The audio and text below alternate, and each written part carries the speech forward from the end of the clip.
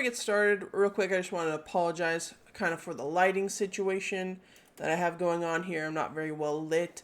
My usual setup is not currently working, so had to kind of make do with a little ring light up here. So sorry about that if the visual quality is not as. Also had to change it my cameras. So sorry for the visual quality. It's not as good looking as it normally is. Hopefully I can get it all fixed though. Thank you still for watching. Hey everybody, welcome back to the channel. So I kind of wanted to do a video kind of going over this chart that I've been seeing on social media of the box office numbers from the Multiverse Saga, that phases 4, 5, and I guess maybe 6 or something, and kind of giving a little bit more context, because I know a lot of people are like, oh, the MCU is dead and nobody likes the movies, and so I've been seeing this chart of the box office numbers for the phase, the Multiverse Saga. So I thought we'd kind of just give a little more context to it, and because I know Marvel numbers haven't been what they've been. And so kind of let's go ahead and take a look at this and break it down. I probably will do eventually a more like in-depth version. I'm already have a video planned for phase 1 movies, and then phase 2 going over the box office and Rotten Tomatoes and everything.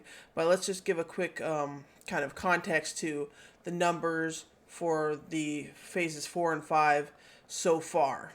And so this is just for the movies, though, not for the TV shows. And so I do want to say, like, you got to remember that, starting off with the Black Widow movie, after post-Endgame, we went into the pandemic, right? And so nobody was going to the movies. And so Black Widow was kind of like the first, one of the first movies to kind of try to bring audiences back into the theaters. And so you kind of have to remember that people just weren't used to going back into the theater. So Black Widow, I think it did about 379 million worldwide. So that's actually not that bad. Like, that's actually better than the Marvels. But remember, again, this is during the pandemic. And also they did drop Black Widow on Disney Plus the same day. And so people they just weren't going to the theaters, and if they could watch it at home, they were going to watch it at home. And it did cost, like, I think $30 to watch it at home, but that doesn't go towards the box office number. So that's why the box office number of Black Widow is a little low. And then also you have to remember, like, the character had died at this point already. It kind of really wasn't the Black Widow type of movie everybody wanted to see. We really wanted to see more of, like, Natasha, maybe Clint, like, on a spy mission together. They do reference the whole Budapest incident and everything. And, of course, I'm very grateful for introducing us to Red Garden and Yelena, who appear in the Thunderbolts. Yelena's, like, one of my favorite characters in the MCU right now. I loved her on the Hawkeye show. She's the best part of that show. So, I mean, it did bring us those characters. And I actually prefer, I like the Black Widow movie, I think, more than most people do. But again, that's kind of why the box office number was so low. Mostly during the pandemic, people could watch it at home. And again, the character was already dead, so why? Nobody really wanted to see what she was doing between Civil War and Infinity War. So then we had Eternals. And that movie did $402 million, which actually is, again, better than the Marvels. So, you got to keep things in perspective, right? Better than Thunderbolts and the Marvels, and actually close to Captain America Brave New World. So, actually it didn't do as bad as we thought. But for the time, Marvel was, riding high on almost every movie, made $1 billion. So to make, less than half of that was really disappointing. But you have to remember, this is, again, also during the pandemic where people were still, barely getting back to theaters. It's also all brand new characters that nobody had ever seen before.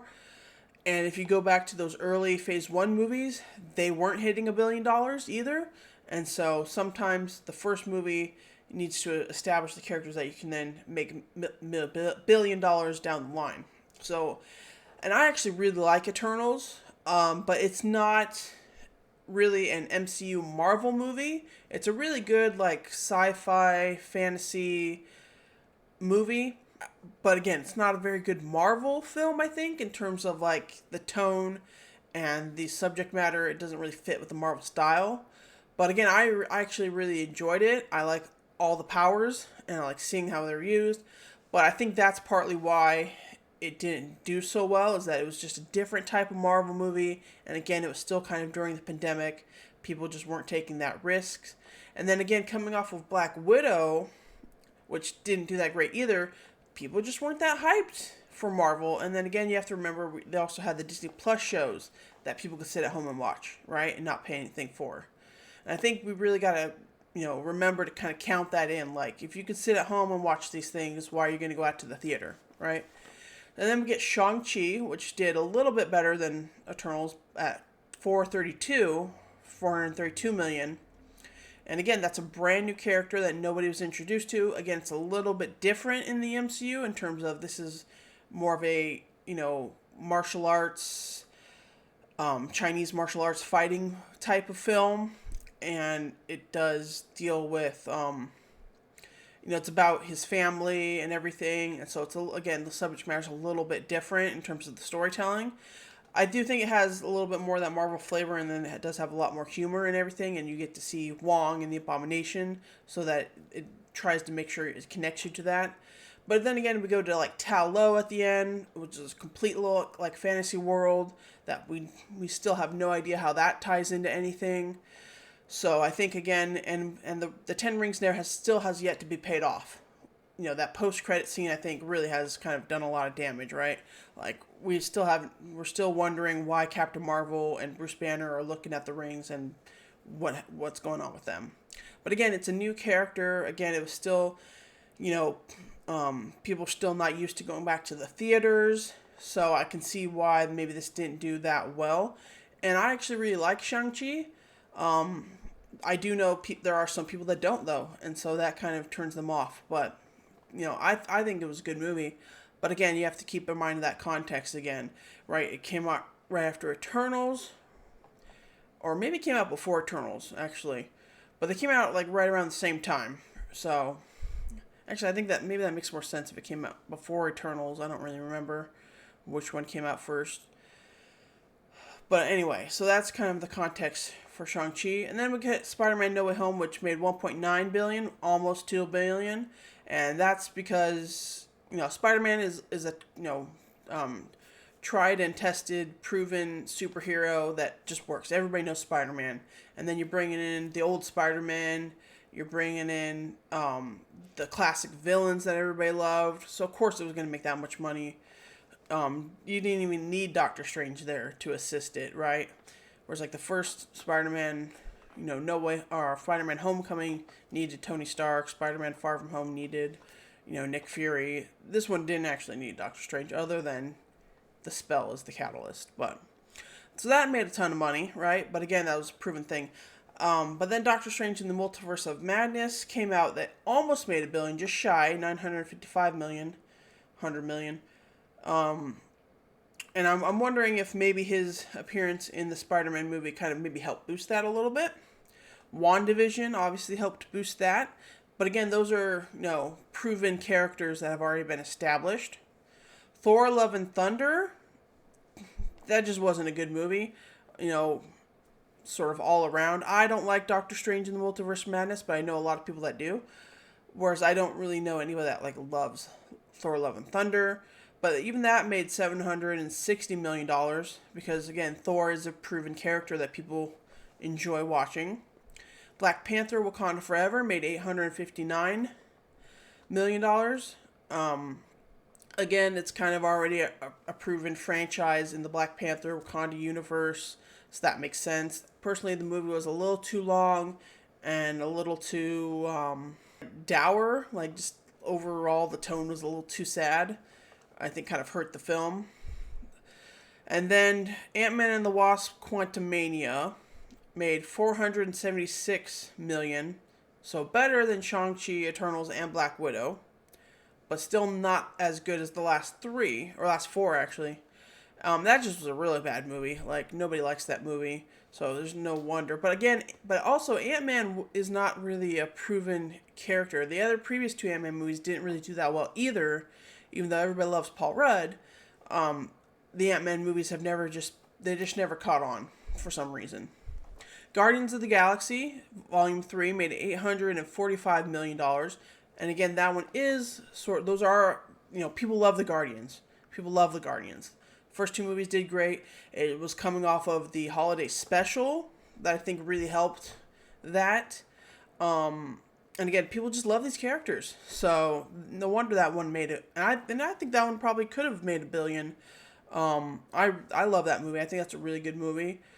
It's probably, I don't know if it's the second best Guardians movie, but it was, it had a lot of sadness in it too. But I think because it fits within the overall Marvel brand, it has all that comedy and stuff that people really love. And again, those are proven, tested characters that people consistently come out to enjoy. They were heavily used in Infinity War, which I think really helped kind of boost them also, the characters. So I think that's why that also works. Ant-Man wasn't in Infinity War. He was in Endgame, where I think I just think the Ant-Man character hasn't really worked. Even though I love Paul Rudd, I love him in the role, I feel like outside of that first Ant-Man movie, they've made him dumb almost. Like, I feel, anyway, go ahead and watch my Ant-Man reviews if you want more of my opinions on that. But I think that does hurt the character, right? Because he does feel more of a supporting character. Also, Quantumania was just horrible. But then the Marvels was only $206 million. And even though the first Captain Marvel movie did make $1 billion, I think there was a lot of hype around that movie coming off of Infinity War, in that people were, the fans that knew Captain Marvel was coming, they were buzzing about it, right? They were telling everybody, oh, you got to watch the Captain Marvel movie to watch Endgame. I think that really helped propel that movie forward. And then that movie came out, and actually not that many people liked it. I like Captain Marvel, but it did make $1 billion, but not that many people actually liked it. And, there's some reason there's some sort of hate on Brie Larson. I don't know why. I really like her as an actress. I like her in the role of Captain Marvel. So, I love the Marvels, actually. But then also you have to remember two of the main characters in this, Kamala Khan and Monica Rambeau, the adult version, come from Disney Plus shows that not everybody watched. So I think that also really hurt it, too. I think we kind of forget the factor that the Disney Plus shows have played into the Multiverse Saga in sort of really kind of weakening the Marvel brand, honestly. And the Marvels is a great example of that, because I love the Marvels. I think it's a lot of fun, particularly Kamala Khan. Also, Secret Invasion came out, I think, like right before this, and that had nothing to do with what Nick Fury's doing in the Marvels. So that felt like an inconsistent tone of the character there. And Secret Invasion was absolutely horrible. So that may have hurt it also. It's just that people were just not interested in Nick Fury and the Skrulls. So they're not going to go see the Marvels. They don't know the other two characters. They didn't like the first Captain Marvel movie. And it's not a great movie, even though I personally love it. It does have a lot of problems, specifically with the villain. It's a little short. I think they could have fleshed out a little bit more of Carol's story and Monica, their whole thing there. So I do think it has a few weak points that if it was just a little bit better, maybe it could have done better. I don't remember if it came out during the strikes, if that had anything to do with maybe promoting the movie. I'm not 100% sure. But if it did come out during the strikes and the actors couldn't promote the movie, that might have really hurt the box office numbers as well. But then, of course, Deadpool and Wolverine made over $1 billion, $1.3 billion. But again, I believe those are proven characters. The first two Deadpool movies really did good. Wolverine is, a fan favorite, loved character. A lot of people were like, oh, it's Hugh Jackman's last time, so we got to come out and see this movie. So I think it just had a lot going for it. Also, all the secret cameos, that people wanted to be able to see. So I think that just had a lot going for it, and that's why it made so much money. And even though it is in the Multiverse Saga, and they do mention the TVA, and at least one character from the Loki TVA show comes back, but for the most part, it really more is a Deadpool universe movie, kind of separate from the MCU, really. Although I guess Happy does show up. So, I mean, it is connected to the MCU, but it really fits more in that Deadpool, old Fox universe. And I think that really helped it also, kind of Marvel adjacent, right? So, and then we get Captain America Brave New World, which made 415 million, which is in between Eternals and Shang-Chi. And I think the problem with this one is, again, it's coming off of Falcon and the Winter Soldier, which not everybody watched. Again, it's I don't think replacing the actor with Harrison Ford actually had anything to do with it. If anything, it would have helped. Like, people who loved Harrison Ford would have come out to see this. I do think what hurt the movie is just the movie's not very good, and unfortunately, the only thing it had going for it was the Red Hulk, and that wasn't even until the very end of the movie. And they were trying to also be a sequel to The Incredible Hulk, which was, like 15 years ago or something. So, yeah, this movie's it was a mess. It wasn't good. And also, no offense to Sam Wilson, but he's not a proven character like Steve Rogers is as Captain America. Sam Wilson is what people see as the side character, so to give him the lead in a movie and call him Captain America, I think really just didn't connect with audiences, and especially if anybody didn't see Falcon and the Winter Soldier, they weren't going to go see this movie. So I think that was also just kind of a misstep there with the movie's the whole entire concept of the movie as a whole. And it's not that good of a movie. It has some great parts in it, but it's not that good of a movie. Thunderbolts, actually, aka the New Avengers. Actually, I really love the Thunderbolts. This movie should be making more. It hasn't even reached 400 million. It's sitting at like $379 million. So it's less than Eternals, more than the Marvels, Actually, I think it's right around where the Black Widow movie came out. I guess that makes sense since two of the characters are from that movie. I'm not going to count Taskmaster. She's barely in Thunderbolts. So, I love Thunderbolts. I think this movie should make more. But again, it's characters that aren't proven, right? Coming off of Black Widow. John Walker is from Falcon and the Winter Soldier, not everyone watched. Ghost is from the Ant-Man movies that aren't very successful. And then some new characters. So I just feel like that, plus the sort of down streak that the MCU's kind of just been on, it's just taken its toll by this point. Like, I think early on it was the pandemic, and then in the middle we did pretty good with Spider-Man No Way Home, Doctor Strange, Thor, Wakanda Forever, and then post Quantumania, it's been, hit and miss. Guardians was good, Deadpool Wolverine was good. I liked the Marvels, but didn't do good. Captain America's not good. And man, Watch Quantumania was good. Thunderbolts is really good, but it doesn't make a lot of money. So, but again, I think it's because it's unproven characters. It's the Disney Plus has sort of devalued the MCU in a lot of ways, and again, introducing characters in Disney Plus shows and then putting them in the movies is not the way to go, because not everybody watches the Disney Plus shows. I do think we could take characters from the movies and bring them onto the shows, and that might actually get people to watch the shows a bit more, like people did with WandaVision, and to some extent Loki and Falcon and the Winter Soldier. And again, Yelena was the best thing about Hawkeye. But, so I think we need to kind of take into account the effect the Disney Plus shows have had, the effect that the old CEO of Disney, Bob Chapek, had, in that he was just trying to crank out as much as possible, and that's how we get things like Captain America Brave New World and the Thunderbolts and the Disney Plus shows. And then the pandemic early on in the phase, I think, really set things back a lot. So, I mean, it definitely kind of messed up a lot of the original flow. Like if I were to go back and look at the like old slate, also they had to change things up because Kang wasn't working as a villain. So I just think there's just been too many problems, layer upon layer of problems that have kind of just affected these box office results, and it's not really like any one particular thing.